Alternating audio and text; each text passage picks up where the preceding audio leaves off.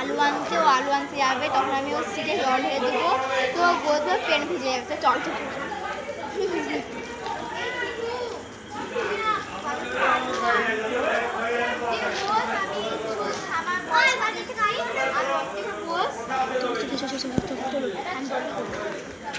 দেখো জল নিয়ে নিয়েছি, পুরো জল ঢেলে দিচ্ছি, চল চল চল।